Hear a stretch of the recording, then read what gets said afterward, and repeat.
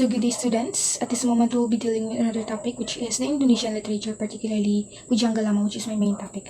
So first, let's have the geography. So Indonesia is located in the Southeast Asian archipelago between the Indian Ocean and Pacific Ocean. It has an estimated 17,500 islands, of which more than 7,000 islands are uninhabited. So when we say uninhabited, it is not occupied or lived in by people. It comprises of 5 main islands, namely Sumatra, Kalimantan, Sulawesi, Java, and New Guinea, and the capital is Jakarta. Indonesian literature refers to the written or literary works produced in Indonesia, of course. These works were transmitted orally and can be seen in the oral tradition of Indonesia. So, the cultural knowledge or information about Indonesian literature are passed down through speech from one generation to the next. Now, chronologically, Indonesian literature is divided into several periods. So, first would be the Pujangga Lama, which is also my main topic. Pujangga Lama, literates of olden times. So, Pujangga Lama or the old poets was written before 20th century. Again, it is written before the 20th century. It is a lively oral tradition using traditional Malay language literature. So when saying Malay language, it is an Austronesian language and it is the official language of Brunei, Indonesia, Malaysia, Singapore. It is also spoken in East Timor and part of the Thailand. So altogether, it is spoken by 290 million people. So imagine. Now here's the characteristic of Pujangga Lama. It is static. So the term static means that the literature is consistent and unchanging over time, which allowed cultural preservation of cultural and moral teachings. The main themes of the essay in a form of poetry and prose with the following pattern: fantasy, provide education, religious beliefs. So the literature in this period are often written in a poetic and prose format and revolves around uh, the following key themes such as fantasy, provides education, religious beliefs. So fantasy, it literature provides imaginative elements such as mythical creatures, fantastical events, and extraordinary adventures, reflecting the oral tradition's role in entertaining and capturing the audience's mind. Next, it provides education. So, the literature aimed to teach or give advice or piece of wisdom. Next, religious beliefs. So, the literature also provides religious and spiritual values. So, with these characteristics, it shows that Pujangga Lama was deeply rooted in tradition, serving as a medium for educating, moral reinforcement, and cultural preservation. So, in written poetry and prose, a number of traditional forms dominate mainly. So, I will not explain this further. It's just a brief information about these traditional forms because it will be discussed by other discussants. So, first we have the Shair, contains beautiful traditional stories in narrative form. Next, Phantom, quatrains made up of two seemingly disconnected couplets. Next, the Gurindam, a brief aphorism. So when we say aphorism, it is a short yet meaning or memorable saying that often expresses general truth, piece of wisdom, or advice. Next, we have the Hikayat, stories, fairy tales, animal fables, and chronicles. Last would be the Babad, which talk about histories or chronicles. So, in conclusion, Pujangga Lama era represents an important period in Malay literature, marked by traditional literary forms that include poetry, historical epics, and moral teachings. Works from this time like Syair, Garindam, Babad, Hikayat, and Pantom capture the wisdom, beliefs, and values of Malay culture. So that's it for my topic. So thank you so much for listening. I hope that you learned something in today's discussion. Thank you. Selamat siang semuanya, or in English, good day everyone. I am Sharami Sumanya and today we will be learning something new, and that is the Indonesian literature. Indonesian literature consists of the poetry and prose in Javanese, Malay, Sundanese, and other languages of Indonesia, transmitted orally and then preserved in written form by the Indonesian. It can be seen in the article and oral tradition of Indonesia. Indonesian literature was influenced by the Netherlands, Japan, China, India, Europe, Eastern and Middle East. Indonesia was a center of trade among sailors and traders from China, Indonesia, Europe, and Middle East. Indonesia was colonized by Netherlands and Japan. It was influenced by Western because it was popular. Who are the famous writers in Indonesia? First, we have Pramoedya Anantatur. He was one of the writers who fought for the independence of Indonesia against the Dutch through writing novels that were composed in prison. His famous works are Buruk Quartet, the story about the journey of a young man trying to release his nation from the colonialism. Next, we have The Earth of Mankind, Child of All Nations, Footsteps, and House of Glass. Second, we have Seno Gumira Ajidharma. He is an Indonesian author of short stories, essays, novels, and movie scripts. His famous works are In the Name of Evening, Non-String Violin, Book of Nonsense, No Singing in the Bathroom, and State of Dawn. And the third one, we have Sapardi Djoko Darmono. He is known for seminar poems and works of cultural criticisms. His famous works are Huhan Bulan Juni, Your Pain is Everlasting, and About Jandis. Good day everyone, I am Wanafi Giranyola and I'm going to introduce to you the traditional forms of Indonesian literature. So let's start exploring the rich tapestry of Indonesian literature. Indonesian traditional literature encompasses a rich tapestry of oral and written forms, reflecting diverse and cultural influences. So, there are 5 key genres of the traditional forms in Indonesian literature, which will be discussed by my co-discussants. So, the first key genre of the traditional form in Indonesian literature is the Syair or the narrative poetry. Next is the Pantun or quatrains with disconnected couplets. Third is the Hurindam, which is the brief aphorism.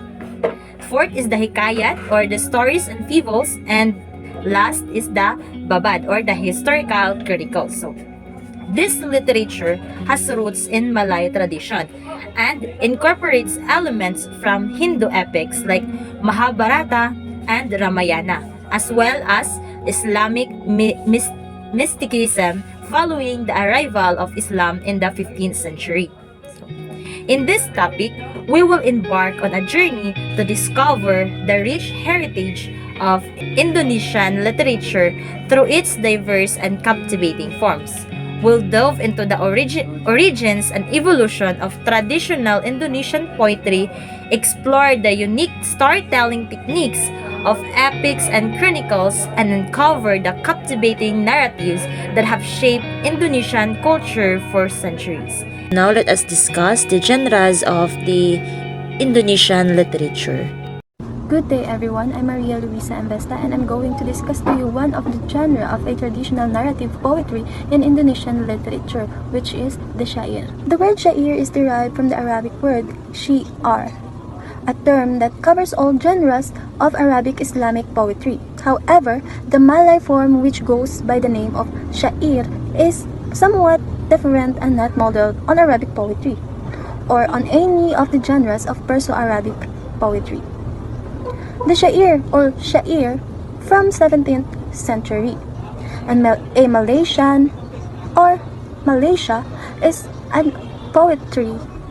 The Syair can be a narrative poem, a didactic poem, a poem used to convey ideas on religion and philosophy, or even one of the describe of historical events. First then, the phantom form, which is the phantom form. The Syair conveys a continuous idea. So, hindi siya putol-putol, but it is a continuous idea from one stanza to the next, maintaining a unity of ideas from the first line to the last line in each stanza. And each stanza is rhymed by a. Shair is sung in set rhythms that differ from shair to shair. The recitation of shair can be accompanied by music or not. So by studying this kind of narrative poetry is ma-enhance ang atong ability to appreciate and understand diverse poetic forms. It has a different poetic forms. And now, let us know what are the elements of shair. First one is it is metric, a sensual folk meter, often using 4 stresses, with the beginning syllables stressed and ending is an unstressed syllable. More important than stress is all lines should be similar length. Second element is stanzaic. It's written in any number of quatrains. And the third one is it is monorhyme with a, p, k, and etc. The fourth one, it is used to communicate romantic adventures, local conflicts, allegories, and religious instructions. In making a poetry using the genre of shair, I have here an examples, which is the Shair Senor Costa by Sultan Muhammad Baharuddin, translated by Muhammad Haji Saleh. And we have also the Weekend Camping, which is from Judy Van Gorder. And those narrative or poetic narrative that may help us to know what is the structures of a narrative shair genre poetry. Good day everyone, I am JV Patindon and today we will be talking about a pantun. So a pantun is a traditional form of Malay poetry. It is a type of verse that has been a big part of Malaysian culture. So what is pantun? A pantun is a type of Malay poetry that uses quatrains. So when we say quatrains, no, it means that it has 4 lines that make one verse of a poem known as a stanza. So each pantun always have these 2 couplets or a series of lines that might seem unrelated at first.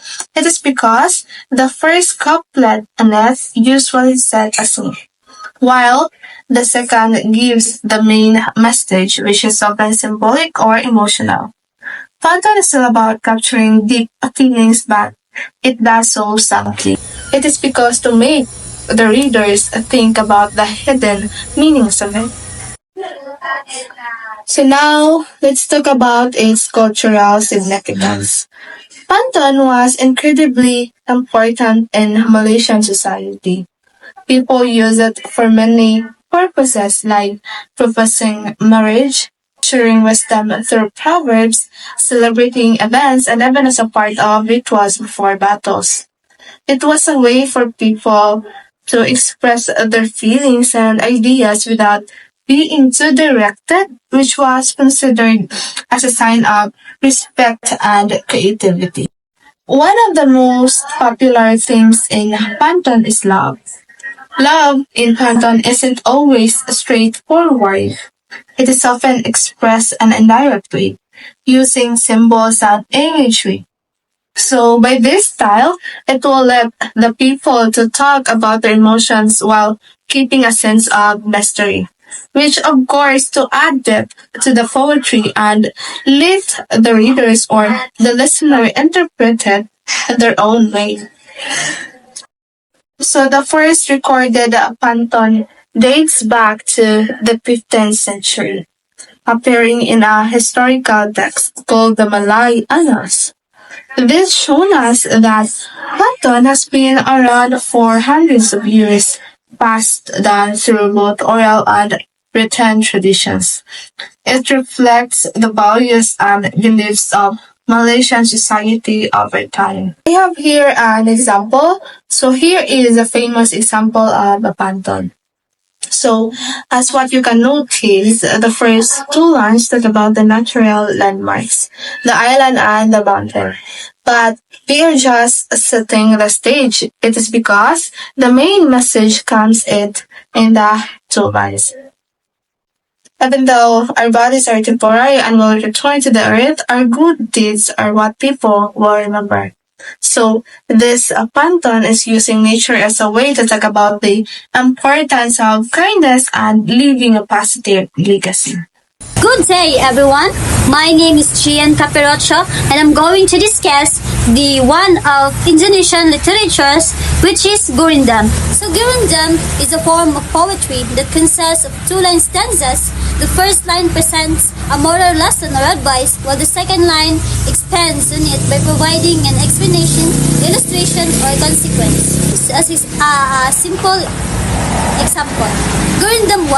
So line 1, Rajinla, Bilahar, Agar Panday, study diligently so that you become intelligent. Ang line 2 is Hijayan Datang or Pada Urang Yang Berelmu. It means success comes to those who are knowledgeable.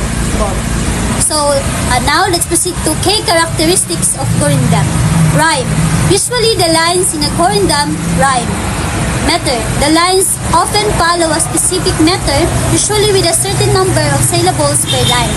So moral focus. Gurindams are primarily meant to teach moral values, ethical principles, and wisdom. So famous Gurindam. These are the famous Gurindam. Gurindam Duabilas or 12 Gurindams by Raha Ali Haji in 18th to 19th century is a famous collection of Gurindams in Malay literature. It offers wisdom on various aspects of life, including religion, ethics, and social conducts. Good day, everyone. I am Kathleen Hosto, and I'll be going to discuss the one of the genres of Indonesian literature, which is the hikayat. So, what is hikayat? Hikayat is an Arabic word that literally translates to stories. It is a form of Malay literatures, which relates to the adventures of national heroes of Malayan Kingdom or a royal chronicles. In Southeast Asian arts, Malaysia and Indonesia, Malayan translated as romances represent a genre of literature that is popular in Malay and Zik literature. It can be written both verse and prose. Hikayat often mix past and present tense such that the past events appear to be prophesied. By the way, when we say prose, it is a term for any sustained word of text that doesn't have a sustained rhythm. Poetry and verse is different from the prose because verse has a set of rhythm and it looks so distinctive as the page of the lines are usually shorter than the prose. Romance is called in Indonesian literature as hikayat. Both verse and prose also appeared, having as their source of myth and legend. Stories they contain, though based on the history, it is heavily romanticized. Hikayat also means stories, such as stories, fairy tales, fables, and chronicles. And thank you and God bless our group. So good day, my topic is Indonesian Literature, Babad, the History and Chronicles. So major topic 1, definition and the region of Babad. So Babad refers to historical chronicles that document events, legends, and genealogies in Indonesian history. So the term comes from the Javanese word meaning to write. It emerged during the Mahapahit era, or the 13th to 16th centuries, to preserve history. So it is a narrative style, combines prose and poetry, integrating oral traditions with written form. So common themes include heroism, morality, divine intervention, and power struggles. So here is some examples: Babad Nahawi and Babad Sarabon. Next is historical significance, so serves as a crucial tool for preserving cultural identity and historical memory, reflects political ideologies and social hierarchies of their time. So influence in modern literature, the narrative techniques in Babad have influenced contemporary Indonesian writers. So recent interest has sparked a revival of local histories. So historical accuracy versus mythology, balancing facts with myths, challenges for historians, or the language barriers. Original texts are often in archaic language or dialects. So that will be all. Thank you.